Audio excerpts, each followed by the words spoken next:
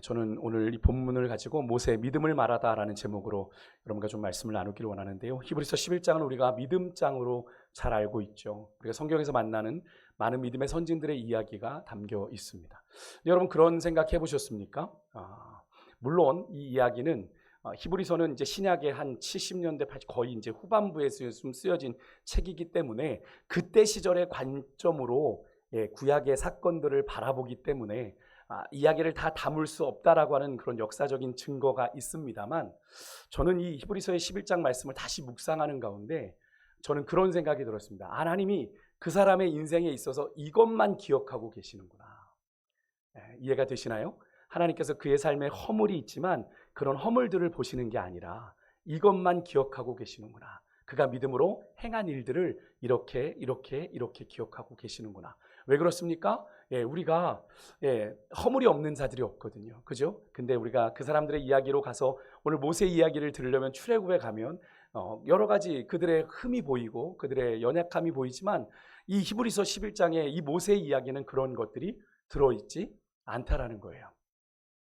저는 오늘 믿음의 선진들의 삶에 대해서 좀 히브리서의 평가를 좀 토대로 오늘 모세의 이야기를 좀 살펴보기를 원하는데, 우선은 이 히브리서는 이런 관점을 가지고 우리에게 이 믿음의 선진들을 소개하고 있어요. 먼저 이것을 좀 알았으면 좋겠는데, 그것이 어디에 나오냐면 히브리서 11장 13절에서 16절에서 그것이 나옵니다. 우리가 이렇게 요약을 하는데, 아브라함을 비롯한 많은 믿음의 선진들이 이 땅을 어떻게 살았냐면요, 믿음을 따라 외국인과 나그네로 살았다라고 이야기를 합니다. 그렇게 살고 죽었으며 하나님께서 그들을 위해 예비하신 더 나은 본향, 그리고 그들을 위해 예비하신 한 성을 사모하며 그들이 한평생을 살아갔다라고 그들의 인생을 정리합니다.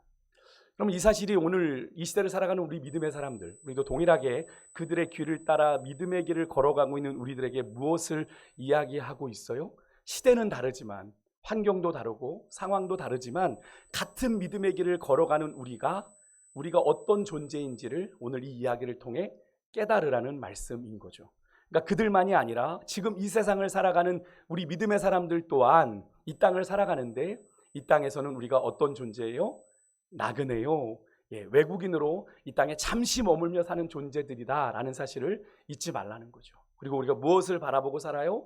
우리는 자꾸 이 세상만 바라보고 살지만, 이 땅에 내가 숨쉬고 있는 게 전부라고 생각하며 살지만, 어떻게 해요? 더 나은 본향, 우리가 돌아가야 될 더 나은 본향, 하나님이 우리를 위하여 예비하신 그 도성, 천국, 하나님의 나라를 바라보며 살아가야 되는 존재들이야 라고 오늘 이 히브리서를 통해 우리에게 이야기하고 있는 거예요.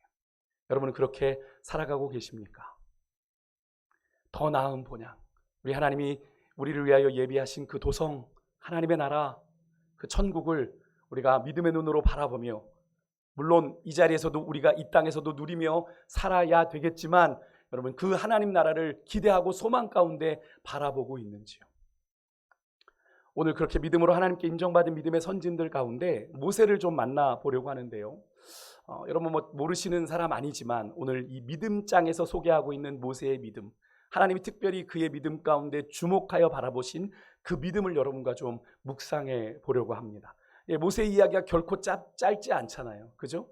광야 40년 여정의 이야기가 다 모세의 이야기인데, 왜 그 중에서 하나님은 이 23절에서 31절까지도 아닙니다. 사실 29절까지 모세의 이야기를 응축해서 믿음으로 모세는 이렇게 살았다라고 그의 인생을 이렇게 표현하신 이유가 뭘까?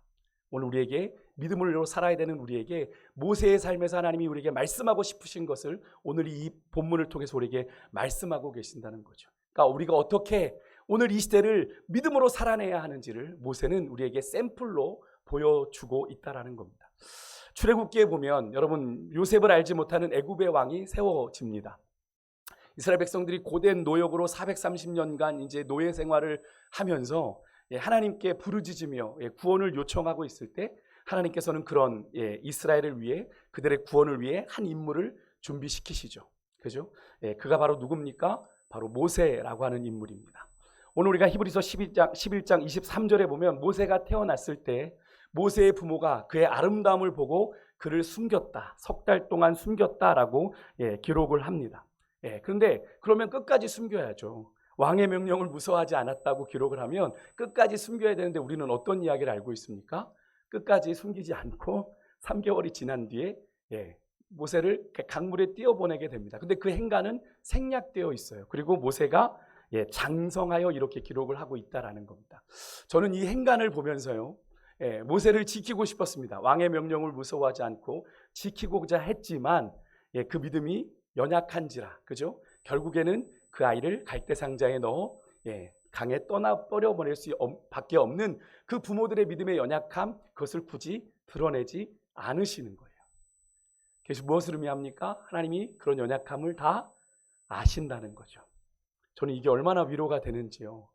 여러분, 하나님 우리의 인생 가운데 우리가 얼마나 많이 하나님 앞에 우리 연약함을, 우리의 영적인 민낯을, 믿음의 민낯을, 믿음의 연약함을 드러냅니까? 그런데 하나님께서 그것을 가지고 하나하나 다 체크하고 심판하고 하신다면 제가 늘 말씀드리지만 하나님 앞에 살아남을 사람이 아무도 없을 거예요. 그죠? 하나님은 그냥 우리의 연약함 있는 모습 그대로를 그대로 받아주시고 우리가 그런 힘겨운 삶 속에서 믿음으로 살아내는 삶을 주목하여 바라보시며 우리의 인생을 이끌어 가신다 라는 것을 저는 이번에 이 히브리서 11장의 말씀을 묵상하면서 다시 한번 깨닫게 됐어요. 하나님의 이런 은혜가 이 안에는 있구나. 왜 그 많은 긴 이야기 속에 왜 모세의 이야기를 이렇게 응축해서 이야기하셨을까? 하나님은 그의 믿음으로 살았던 그 현장들만 기억하시려고 하는구나. 여러분, 그 아이가 그렇게 왕명을 내린 상황에서 이제 죽일 수밖에 없는 상황에 석 달 동안만 겨우 버티고 이제 그 아이를 갈대상자에 넣어 강에 띄어보내게 되죠. 아까 우리가 찬양했잖아요. 역청과 나무 진을 치래.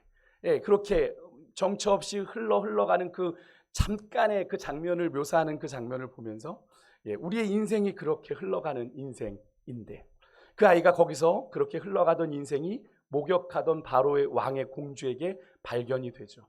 우연이지만 하나님의 계획하심 속에 그 아이가 거기에 들어가게 됩니다. 그렇게 목숨을 부지하고 그의 어머니 요게벳은 그 아이의 보모가 되어, 원래는 어머니인데 보모가 되어 모세를 왕궁에서 기르고 돌보는 일을 하게 하시죠. 하나님의 계획하심 가운데 그렇게 졸지에 히브리 노예의 자식에서 애굽의 왕자로 자라게 된 모세. 하지만 모세는 그 애굽의 왕자로 평생을 살 수 있는 그 절호의 기회를 포기합니다.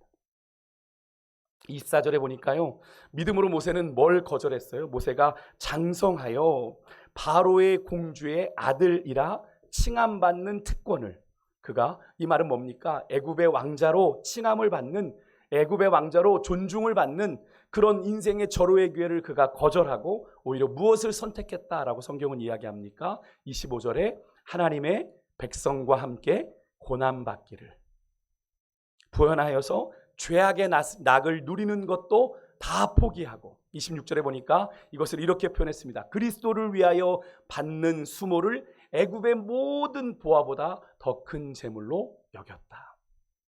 정리해보면 모세는 믿음으로 무엇을 거절한 겁니까? 표면적으로는 애굽의 바로의 공주의 아들이라고 하는 애굽의 왕자로 당시의 최고의 출신과 배경, 권세와 부귀영화를 다 거절한 거죠. 그리고 무엇을 또 포기했습니까? 죄악의 낙을 누리는, 쾌락을 쫓아가는 애굽의 모든 보화를 다 포기했습니다. 반면에 무엇을 선택합니까? 하나님의 백성과 고난받기를 선택하고 그리스도를 위하여 받는 수모를 기꺼이 내가 받기로 선택해요. 이 모습을 보면서 저는 빌립보서 3장 7절의 사도 바울의 고백이 생각났습니다. 무엇이든지 내게 유익하던 것을 어떻게 해요? 다 해로 여길 뿐더러 모든 것을 배설물로 여겼던 이유가 뭡니까? 사도 바울이 그렇게 했던 이유가 그리스도를 아는 지식이 가장 고상하기 때문에, 가장 소중하기 때문에 내가 그동안 내 인생에 정말 유익하게 여겼던 모든 것들을 다 해로 배설물로 여겼다라고 하는 그런 사도 바울의 고백이 오버랩 되었는데요. 여러분과 저 같으면 우리는 어떤 선택을 내렸을까요? 모세의 상황 가운데 놓였다면 말입니다. 정말로 순식간에 원하지 않았지만 모세의 뜻과는 달랐는지 모르겠습니다만 인생 역전을 이룬 건 아니겠어요?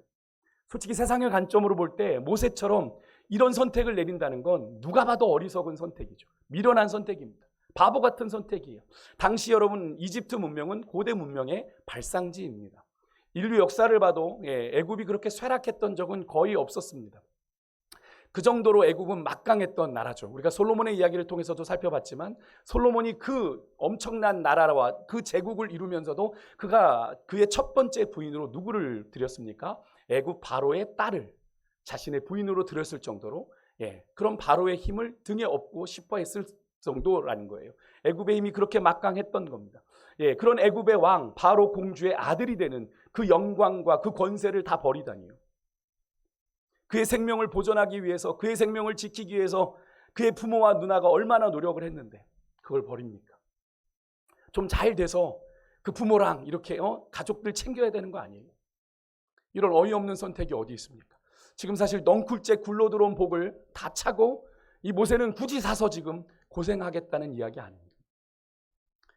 굳이요 한 발 양보해서 조금 모세의 입장을 이해한다고 해도 좀 그럴 수 있지 않습니까? 그럼 이왕 간 거 원하는 만큼 할 수 있는 만큼 죄악의 낙도 좀 보고 애굽의 수많은 금은보화 다 쓸 만큼 써보고 다른 선택을 해도 늦지 않지 않나 라는 그런 생각을 할 수도 있을 것 같은데 모세는 그렇게 하지 않았습니다. 그것을 다 포기하고 굳이 고난의 길을 걷기로 선택을 하는데요. 이유는 뭡니까? 이유가 오늘 본문에 나와요. 26절 후반부에 보니까 이렇게 나옵니다. 이는 상 주심을 바라봄이라 이렇게 되어 있습니다.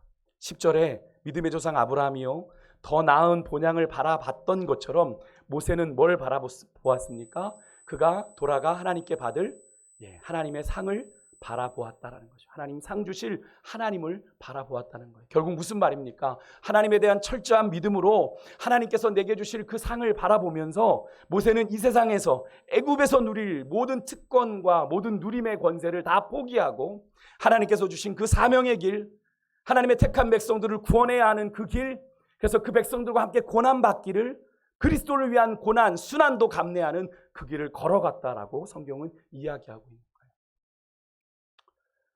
거예요. 사도 바울이 빌립보서 3장 14절에서 이런 고백을 했죠. 내가 위에서 부르신 부름의 상을 향하여 내가 달려가노라.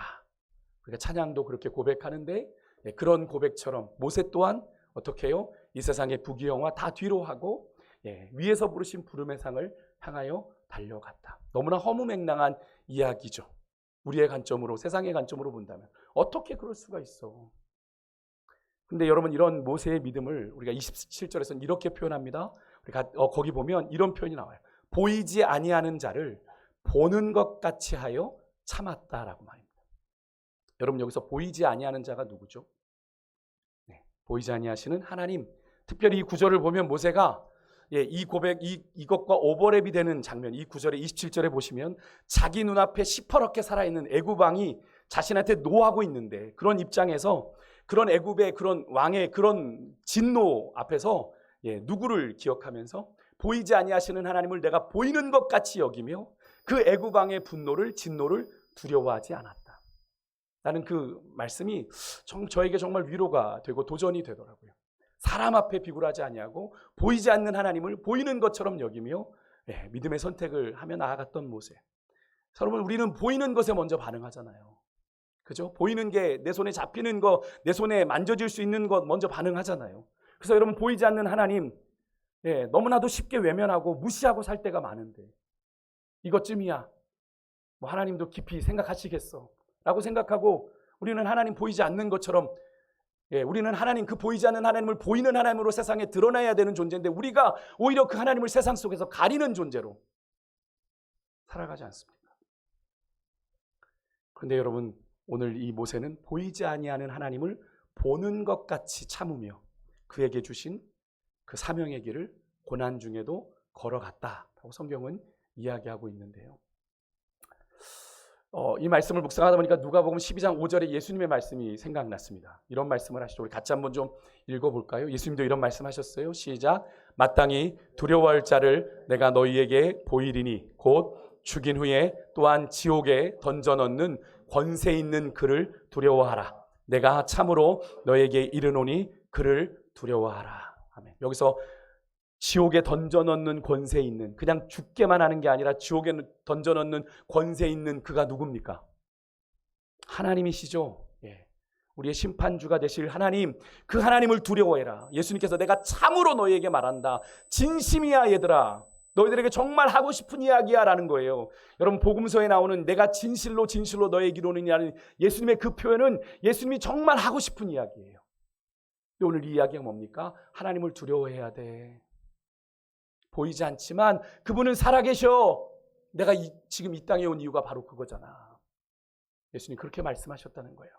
여러분 예수님의 말씀대로 모세는 그런 인생을 살았던 겁니다. 물론 모세가 예수님보다 먼저 살았던 사람이지만 모세는 하나님을 만나고 그 하나님 앞에서 자기가 어떻게 살아야 되는 존재인지를 분명히 알았다는 거예요.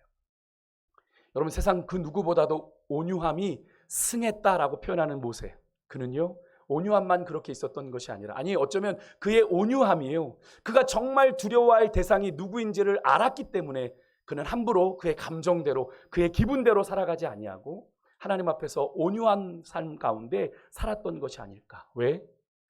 하나님이 보고 계시니까.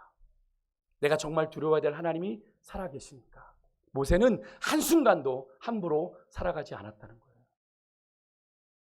그럼 모세처럼 우리도 이 사실을 분명히 믿는다면, 하나님이 살아계시고 하나님이 우리를 지옥에도 던져 넣을 권세가 있는 분이 살아계시다는 걸 우리가 믿는다면, 당장 우리 눈앞에 여러분 직접적으로 우리에게 두려움과 공포를 주는 그런 환경과 상황들, 또 여러 가지 세상의 권력과 사람들에 대해서 우리가 두려워해야 될 이유가 하나도 없는 거잖아요.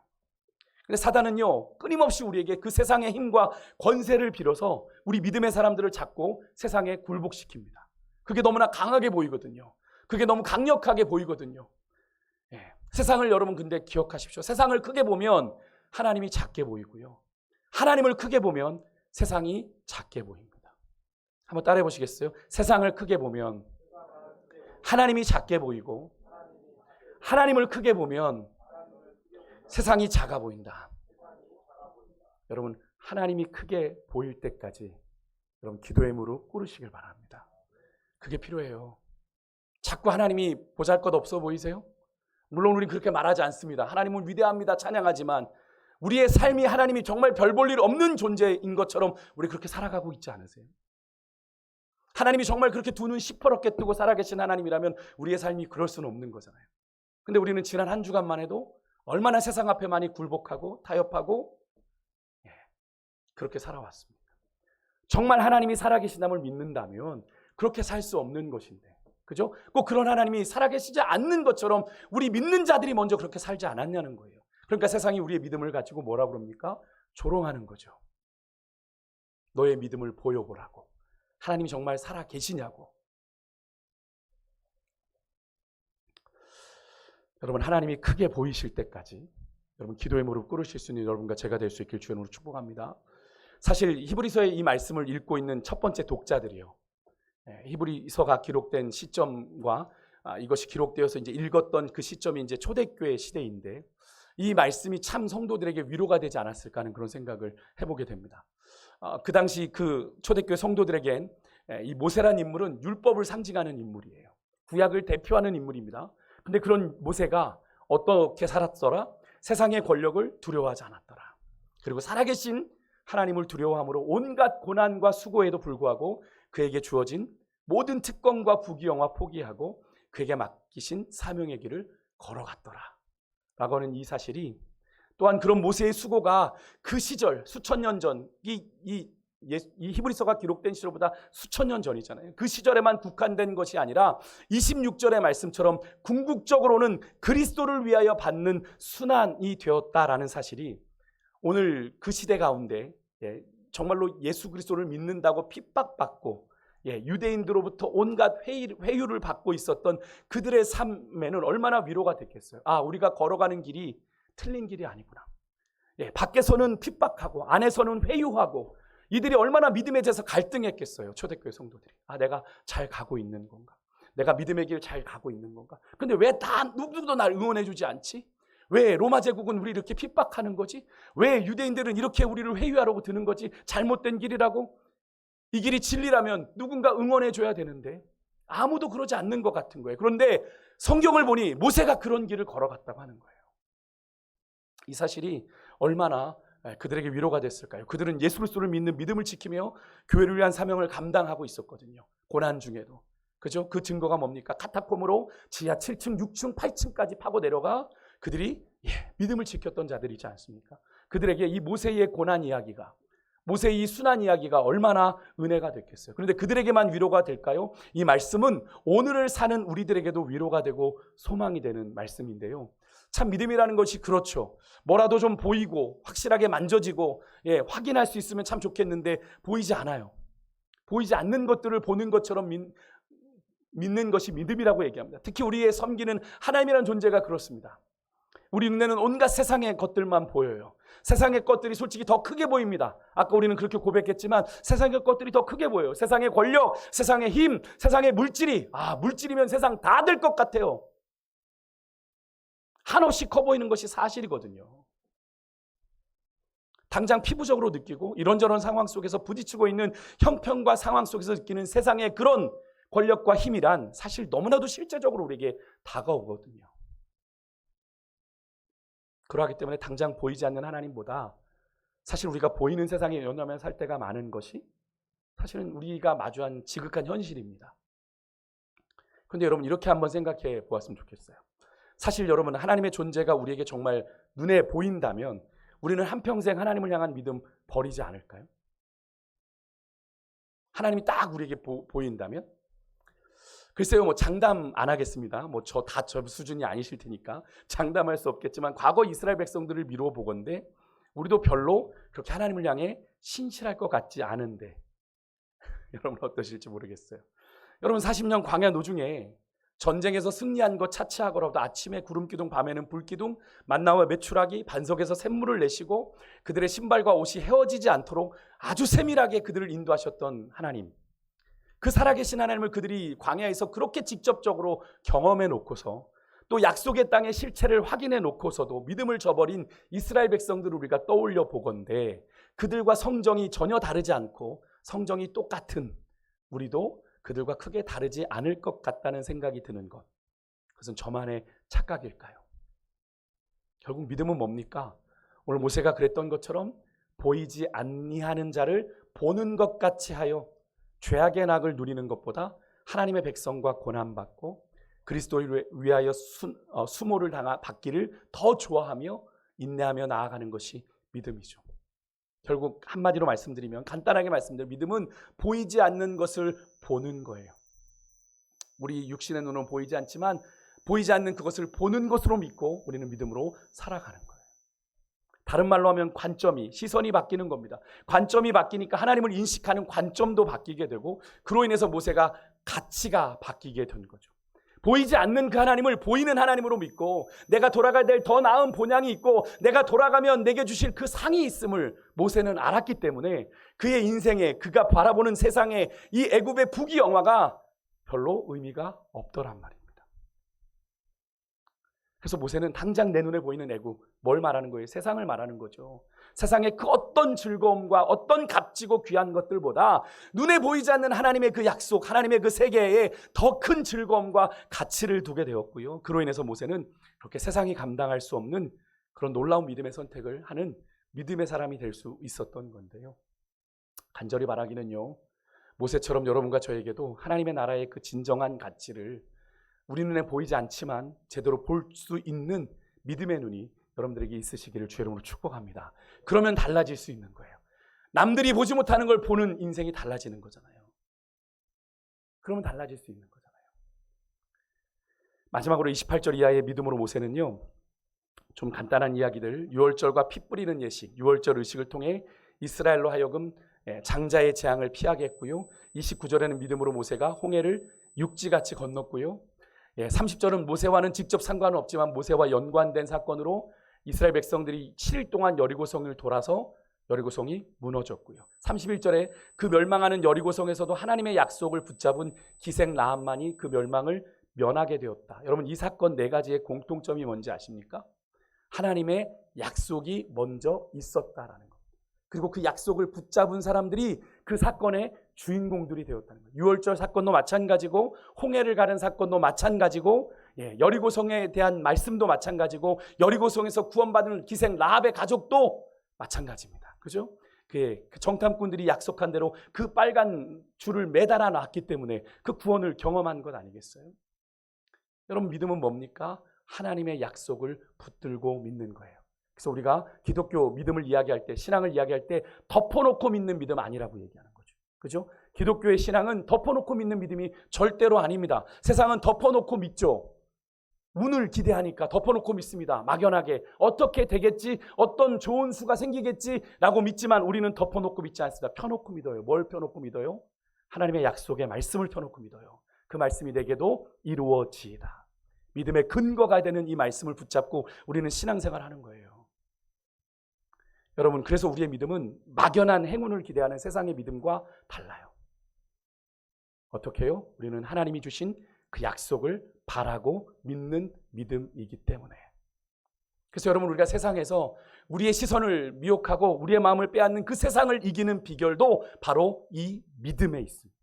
그것을 요한일서 5장 4절은 이렇게 얘기했어요. 우리가 화면을 보고 좀 같이 한번 읽어볼까요? 같이 읽겠습니다. 시작. 무릇 하나님께로부터 난 자마다 세상을 이기느니라. 세상을 이기는 승리는 이것이니 우리의 믿음이니라. 밑에 공동번역으로 한 번 더 한번 읽어볼까요? 시작. 하나님의 자녀는 누구나 다 세상을 이겨냅니다. 그리고 세상을 이기는 승리의 길은 곧 우리의 믿음입니다. 아멘. 아멘이십니까? 우리가 세상을 이기는 방법 다른 게 없어요. 다른 게 없어요. 믿음밖에 없어요. 보이지 않는 하나님을 우리가 보는 것으로 믿는 그 믿음이 있을 때 우리의 삶의 가치가 달라지니까요.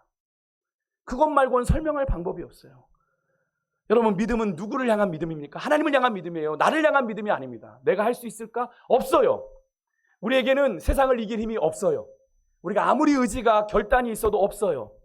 작심삼일이란 말이 왜 있겠습니까? 인간의 의지가 한계가 있다라는 거예요. 근데 하나님이 붙드시면 가능하다는 걸 모세가 보여주었고, 누가 보여줬습니까? 우리가 요즘 묵상하고 있는 사도 바울이 우리에게 보여주었죠.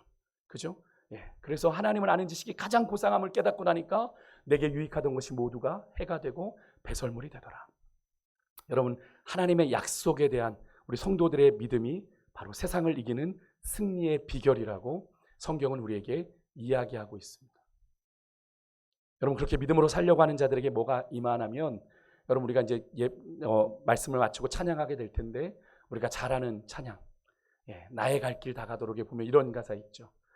믿음으로 사는 자는 하늘 위로 받겠네. 무슨 일을 만나든지 만사 형통하리라. 무슨 일을 만나든지 만사 형통하리라. 아멘. 아멘이십니까? 믿음으로 사는 자 뭘 받아요? 하늘의 위로를 받아요. 하나님의 위로를 받아요. 이게 뭔 얘기입니까? 믿음으로 사는 자의 인생에 하나님이 함께 하신다는 거죠. 하나님이 함께 하시지 않으면 무슨 위로를 하시겠어요? 하나님이 함께 하시고 하나님이 우리의 삶을 주목하여 보시니까, 그래, 힘들지, 내가 너와 함께 가고 있어, 같이 가자, 같이 가자, 우리를 격려하시는 건 아니겠어요? 근데 여기서 우리가 한 가지 좀 믿음의 변수를 나누고 말씀을 좀 나누겠는데, 믿음의 변수란 표현이 좀 어폐가 있습니다만, 우리가 믿음의 길을 걸어가면서 자꾸 갈등하게 되는 질문이 하나 있어요. 우리 히브리서 11장 13절, 39절, 우리 두 구절 말씀을 한번 화면을 보고 좀 같이 읽을게요. 같이 읽습니다. 시작. 이 사람들은 다 믿음을 따라 죽었으며 덕을 받지 못하였으되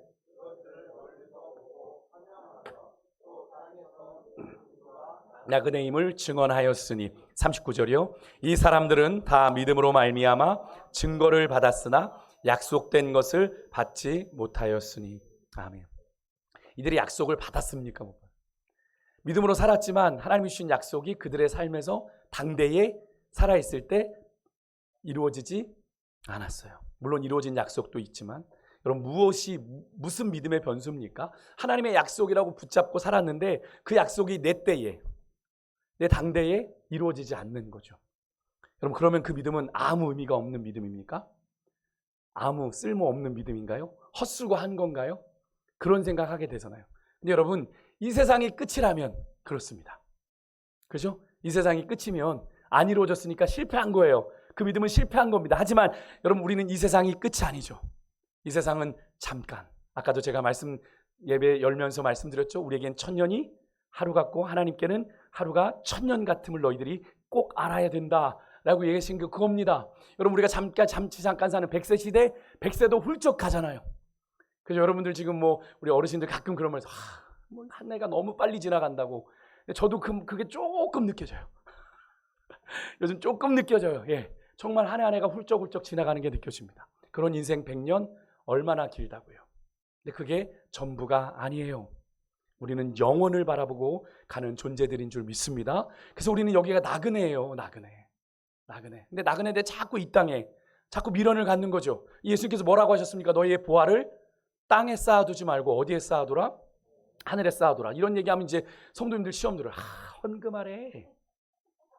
헌금하래. 목사님 저 헌금 얘기하잖아. 아니에요, 여러분. 그건 여러분의 믿음대로 하세요. 예, 믿음대로 하세요. 저는 그렇게 궁색하게 여러분에게 믿음을 구걸하고 싶지 않습니다. 하나님이 보실 때 그렇게 하지 않으세요. 하나님은 부유하신 분이거든요. 여러분, 이 말은 뭔 얘기인지 아십니까? 너희의 가치를 이 땅에 두고 살지 말고 어디에 두고 살아라? 하늘에 두고. 왜? 너희의 보물 있는 곳에 네 마음이 있다고 얘기하시는 거잖아요. 그죠? 우리가 거기에 둬야 하나님 나라에 우리가 그죠? 소망을 두고 살아갈 거 아닙니까? 근데 그걸 안 믿고 이 땅에만 주구장창 보고 사니까 안 되는 거죠. 그렇지 않습니까? 여러분, 그걸 잘 기억하셔야 돼요. 여러분, 우리의 믿음의 선진들이 어떻게 했습니까? 그 약속을 여기 보십시오. 멀리서 보고 환영하며 자기 당대는 못 받았지만 끝까지 믿음을 붙잡고 살았대요. 그리고 그렇게 믿음을 따라 죽었다라고 성경은 기록해요. 죽음은 끝인데 뭐야 저거 실패한 거 아니야? 아니에요. 주님은 실패했다고 이야기하지 않습니다.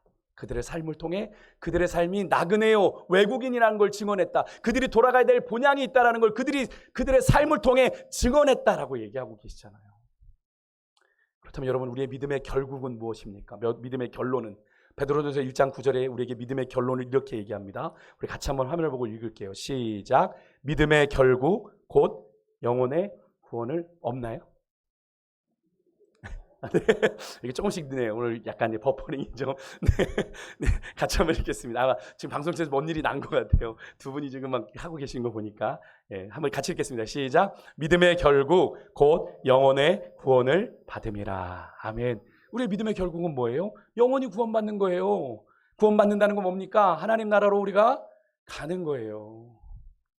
우리 믿음의 선진들은 그렇게 믿음을 따라 살다가 영혼의 구원, 우리의 영원한 대제사장 되신 예수 그리스도에 따라 영원한 하늘집, 더 나은 본향에 들어갔던 거죠. 그래서 히브리서 기자는 12장 1절에 가서 이렇게 얘기합니다. 우리에게 구름같이 허다한 뭐가 있다? 증인들이 있다. 그들은 다 누구를 말하는 겁니까? 먼저 간 믿음의 선진들이. 그죠? 우리의 믿음의 걸음의 증인이 되어 우리의 삶을 바라보고 응원하는 거예요. 박 목사 잘하고 있어. 더 가자. 믿음으로 가보자. 믿음의 경주를 달려가라. 예, 근데 믿음의 경주를 달려가려면 어떻게 해야 되냐고 거기 나오냐면 모든 무거운 것과 얼매이기 쉬운 죄를 벗어버리고 인내로서 믿음의 길을 걸어가는 건 뭐예요? 인내로 걸어가는 거예요. 인내로서 우리 앞에 당한 경주를 달려가라 라고 히브리서 기자는 우리에게 이야기하고 있습니다. 여러분, 우리가 돌아갈 본향이 있는 줄 믿습니다. 이 말은 뭡니까? 우리 인생이 여기서 끝이 아니란 얘기예요. 여기서 끝이면 우리의 믿음이 실패한 거겠죠. 근데 우리의 믿음은 여기로 평가받는 게 아닙니다. 하나님 앞에 설 때 우리가 믿음의 선한 싸움을 다 싸우고 달려갈 길을 마치는 그 자리에 섰을 때 하나님이 인정하게 되시는 거예요. 여러분, 결국 믿음의 결국은 영원히 구원받는 거예요.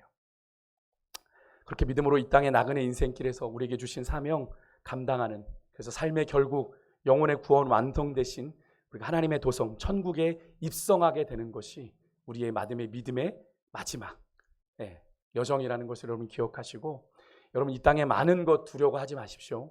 나그네는 짐이 가볍습니다. 나그네가 집을 이고 나그네로 다니지 않죠. 가벼운 보쌈을 지고 보찜을 지고 나그네 인생길을 걸어가는 것처럼 여러분의 인생의 가치가 어디 있는지는 여러분의 삶을 보면 알게 되는 것 아니겠습니까? 뭐 여러분 스스로가 판단해 보십시오. 나의 삶은 더 나은 본향, 하나님의 도성, 천국을 사모하며 가는 길인가? 여러분 스스로가 질문하시는 가운데 이번 한 주간 여러분의 삶의 가치가 바뀌고 그 하나님의 나라를 꿈꾸며 나아가는 정말로 아름다운 믿음의 경주를 멋지게 달려가시는 한 주간 되실 수 있기를 주의 이름으로 축복합니다. 이 찬양